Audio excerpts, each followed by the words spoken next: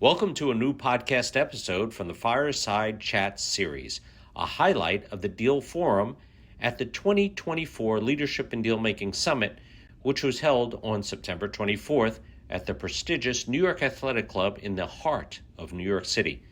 We are making our Fireside Chats available to those who couldn't be with us in person and for those who would like to experience and listen to it again.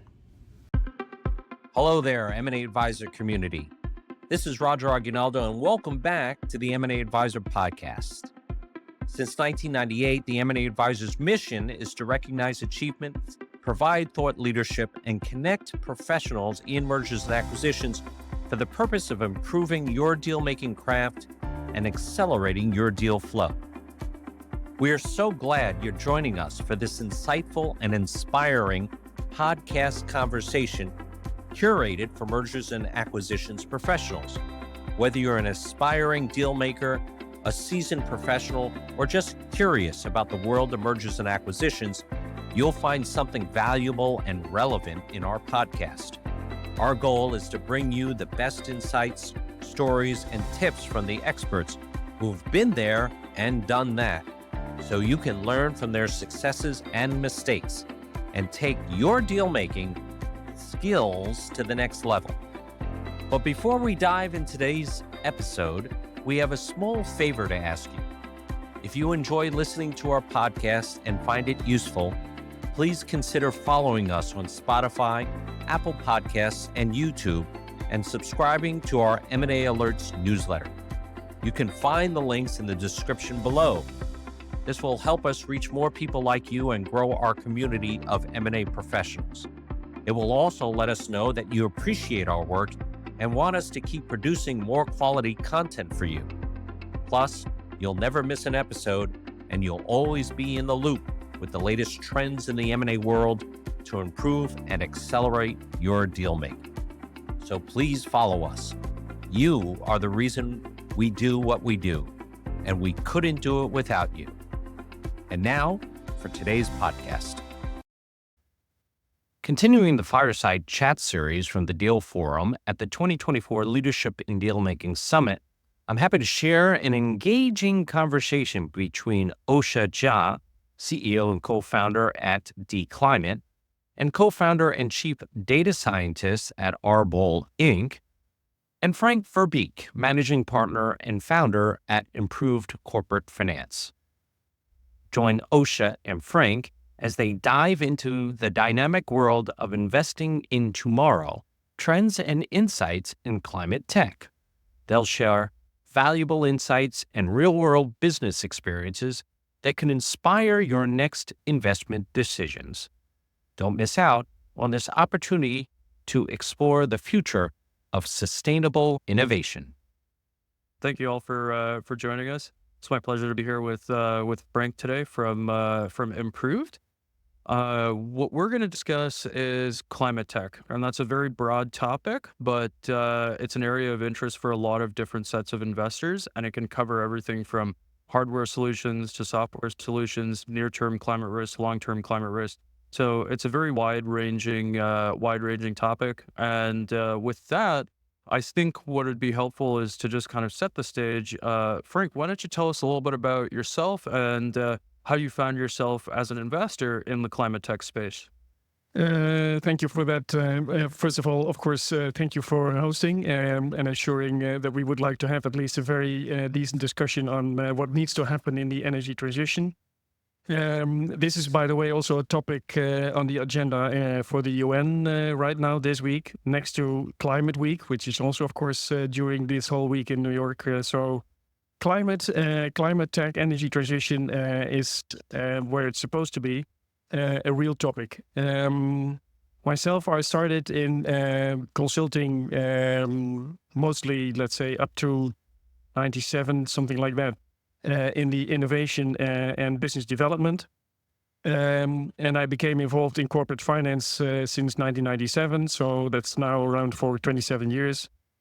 Started Improved Corporate Finance out of Amsterdam, where I'm based. We have offices in Amsterdam, London, the US, Tel Aviv, Tokyo, Berlin, Zurich, and Paris.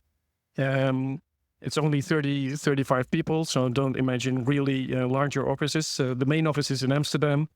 And in 2013, when we started, it was still more around energy, purely around technology and innovation. And then in 2016, we definitely saw an opportunity for us, at least to further focus and make sure that we are a specialist in our area. That was early days. In 2017, we were extremely lucky to, in this case, represent a company called New Motion, which was a Dutch-based company that we sold to Shell. And the moment that, at least in 2017, Shell was really active in acquiring a company in the energy transition, and in this case in EV charging, it was all over the place. So it went to MSNBC and BBC. It was really global news. And from that, the ball started rolling, and we said, okay, this is our opportunity to become first of all, of course, leader in corporate finance, but also a thought leader, ensuring that we gather all the insights and information and knowledge available that we believe is going to be relevant for many more clients in both Europe and the US.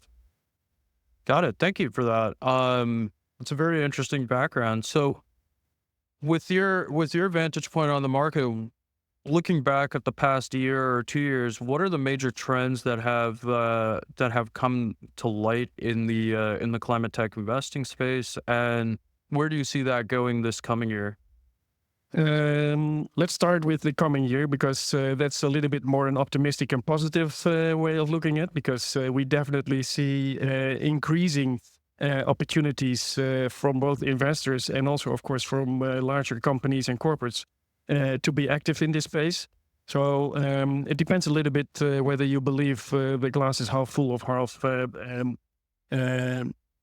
half empty. We believe that the past 2 years, with of course a lot of doubt in the overall economy on where to invest, and energy transition, I must say, or climate tech is a new area, and therefore one already knows what kind of technology is going to be the winner. So we definitely saw a decrease in the amount of transactions. And I think over the past maybe 7-8 years, we had the opportunity to have discussions with all sorts of capital, including pension funds, including infra funds, including PE, VC, growth capital. And we had to educate them a little bit then at that time about what are the opportunities, what are the risk-related elements within these opportunities. And of course, on the production side, many investors are extremely eager still to invest in solar, to invest in wind. And also, I think the next positive development that we definitely see is infra investing into the battery and the battery storage. So we believe that there are many more opportunities to ensure that the electrification in general is going to happen. And without battery and the grid stability that comes with the battery storage, it's not going to happen. And we truly believe that many investors are now, first of all, aware. They're knowledgeable about, let's say, the new opportunities. So we are extremely optimistic about 2025 and what's coming after. Good. And when it comes to energy transition, you touched on renewables, you touched on batteries. What role do you see VCs versus PE firms kind of playing in the investment opportunities here? And geographically, what are the areas that you see substantial deal making happening in? Is it primarily Europe? Is it primarily America? Any other regions that kind of stand out? The US, of course, has a real big advantage with the IRA and the tax credits and everything that is related to at least stimulating this growth here in the US. We definitely see the US picking up, where there was an idea that Europe was indeed a little bit ahead in the energy transition, but we believe that the US is catching up big way. in the 11 years of improved corporate finance, 60% of what we have been doing ended up with a US investor or a US company or corporate investing into indeed the European companies. So I think the US is probably the best place to be now. We definitely, of course, see the positive elements of the decrease in the interest rates happened last week. We see the decrease in cost of capital. So yeah, I truly believe that there are areas in Europe where the overall, I would say, attitude to the energy transition is more positive than in others. Germany, Spain, the Nordics, of course, Scandinavia, these countries and these areas are really focused on making it happen. And we see definitely a few laggards like, of course, Eastern Europe, but also Italy and a few other countries. So that's where we believe the momentum is still not there. Yeah, you mentioned the IRA, which was obviously a big push in the U.S. And I know we've privately discussed what regulatory tailwinds and headwinds exist regionally in this space. What role can governments play? What role do governments play in not just facilitating the energy transition, but in encouraging investors to take on the risk of investing in climate tech? Let's start with the negative answer. Governments and politicians are proving to be very unreliable. So where they say that they are going to put a policy in place to make it happen in the, let's say, upcoming 4, 8, how many years, they might change, let's say, after a year. Subsidies suddenly decrease or are disappearing even. So there are many ways where investors do not want to rely on, let's say, that aspect of government supporting the overall energy transition. And relating to your earlier question on, let's say, the various pools of capital, we definitely know that we had our 10-year anniversary event last year. And I think one of the main topics raised was this industry or this market segment needs patient capital. And patient capital, of course, is something where investors do not get their returns in 3 to 5 years, but maybe in 8, 10, 12 years, and maybe even against a lower return on the invested capital. And there, governments, of course, can play a role, especially in the like in the US, ensuring that you have all sorts of support, especially in the tax and the returns of investing into R&D or in energy transition in general. Yeah, this idea of patient capital is very interesting. Investors have gotten very used to not having to be patient, and so when you think about it from your perspective, in terms of LPs, in terms of how you make an investment, how do you cross that bridge when there are other sectors that can be invested in that have quicker returns? How do you put climate tech as an area of focus? It's increasing. So we definitely see, I think, almost all types of investors, so including the pension funds. They definitely need to focus on ESG because it's in their mandate. So we definitely see the growth of many impact funds. So I think the amount of capital available is really growing big time.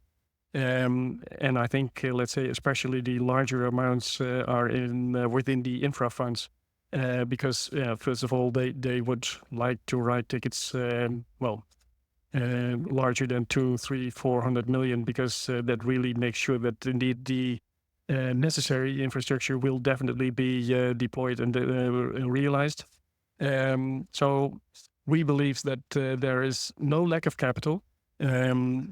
The coordination and the cooperation between early stage and VC, PE, growth capital, infra, and of course also the pension funds is something that we are working on ourselves, just to ensure that indeed the moment that we do see an investment, they're already making themselves aware with the other, let's say, type of investors where they needed around B, C, D.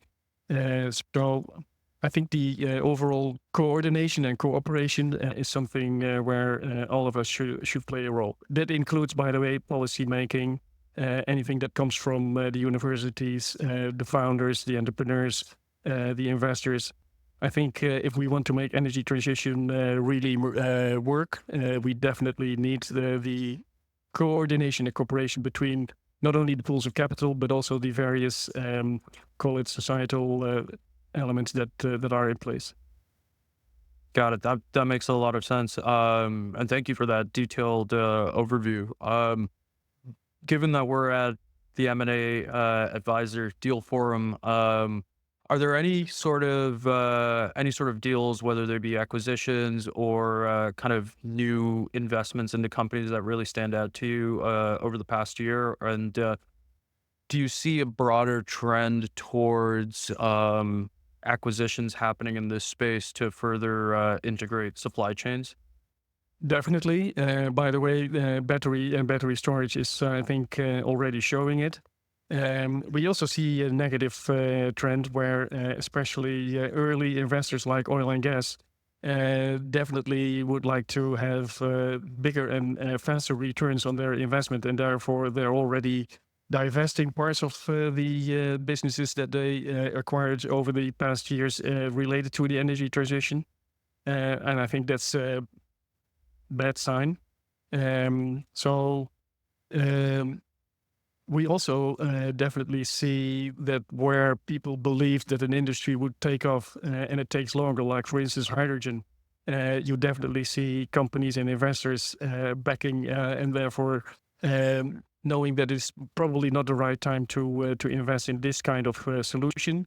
So in the overall electrification, I think there are many opportunities for investors to ensure grid stability, anything related to indeed the battery storage, and also, of course, the smartness of the energy management and the trading that comes with it. So we believe that there are at least 4 or 5 of these subsegments that will definitely attract the attention of, I think, all pools of capital available.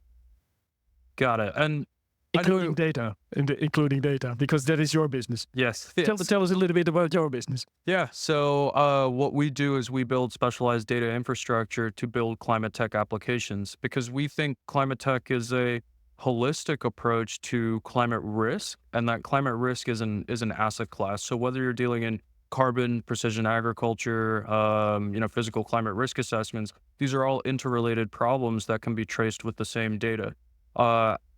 I like to think a lot about this idea of financializing climate risk, because wherever you have change, you have volatility, and wherever you have volatility, you have investors looking for exposure to risk, willing to take one side of that versus another.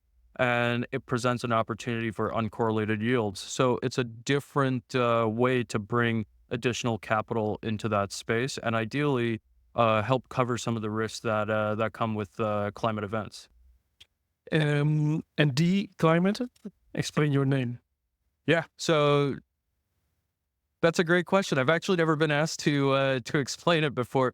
We call it dClimate because we store global climate data, we index and organize it, make it very easy to work with. And the D is because it actually lives on decentralized infrastructure. So we have been building blockchain products since 2017, and almost all of our customers are enterprise, ranging from small to medium-sized businesses all the way to sovereign nations. And the fact of the matter is, none of them care about blockchain, and that's exactly what I like about it. I don't need to hit them over the head with a token or large technical diagrams. We just solve problems for their business needs, and we look at climate risk as a risk within a portfolio, right? So if you're an equity investor, you look at all sorts of risks when you have a portfolio of equities. It's the same thing. Climate is one of those risks, and I think more and more investors are waking up to the fact that it is a risk and it does impact returns. Just a couple of weeks ago, I was speaking with a manager at a global macro shop, and he's very concerned now about earthquakes in Southeast Asia because he has a lot of investments in semiconductors. So it's been very cool to see this this kind of awakening within the market with that climate change is not something that you need to think about in a 50, 60 year time horizon. It's a problem that happens today. And so instead of looking at long-term charts, we look at near-term data and see what risks a business faces. And I cannot imagine that there is one investor with a portfolio where there is no company without any risk. There is definitely in the portfolio risk to be, first of all, evaluated and therefore probably mitigated. And they need to do what they need to do because this is, I think, first of all, a global thing. It's increasing. And I think everyone is aware. So the moment that you're knowledgeable, there is no way to escape. Yep, that's precisely right. Whether you are working in software or hardware, construction, property, all of these are exposed to some form of climate risk or another. All of these are exposed to regulatory risk around climate, right? A lot of the talk that we had today was focused around the energy transition. That impacts a lot of companies in the traditional energy space, the oil and gas space. So there is a very large opportunity for investors here. It's an opportunity, and I think also from, let's say, an investment manager taking care of, let's say, the current portfolio, they definitely need to do another deep dive on where they are in mitigating this risk, because some of these investment managers, I think, tend to believe that it's not going to happen to their portfolio companies. And again, you're right. It's also related to software, because software is related to data centers. Data centers, of course, they consume a huge amount of power, which is, by the way, also one of the reasons between the cooperation between Microsoft and Constellation. So even, let's say, nuclear energy is back on the agenda purely based on data centers and AI. So we definitely have to make sure that indeed the 100% guaranteed delivery of power is going to happen. So that also gives, of course, a lot of opportunities for investors. Yep, exactly. And I think if that's, I think if there's one major takeaway from this session today, it is that climate and climate tech are investable opportunities, and there are a lot of opportunities for profit while also doing good. There's some very neat technologies coming out, some really cool solutions around mitigating climate risk on a portfolio level, creating new hardware. So it's a very exciting space, and I think both of us from very different sides of the table would encourage more investors to look at this as a growing and developing sector. And there is a need for speed. So don't think that this is something where we can wait another 5 years. It needs to happen yesterday. Yep, exactly. So Frank, thank you very much for your thoughts today. It was a pleasure discussing thank you so much for having me with you. And thank you all for attending. We hope you enjoyed this episode and learned something new from it. If you have any questions or comments for us or any of our guests, please feel free to leave them in the podcast platform of your choice or send us an email at editor@maadvisor.com. We would love to hear from you and get your feedback. And if you haven't done so already, please follow us on Spotify, Apple Podcasts, YouTube, and subscribe to our M&A Alerts newsletter at the links in the description or on our website at www.maadvisor.com. This will help you stay updated on the latest M&A interviews and trends and support our podcast to grow and reach more listeners like you. This is Roger Aguinaldo, the creator and founder of the M&A Advisor. Thank you for tuning in and being part of our M&A Advisor community. Until next time, stay safe and happy dealing.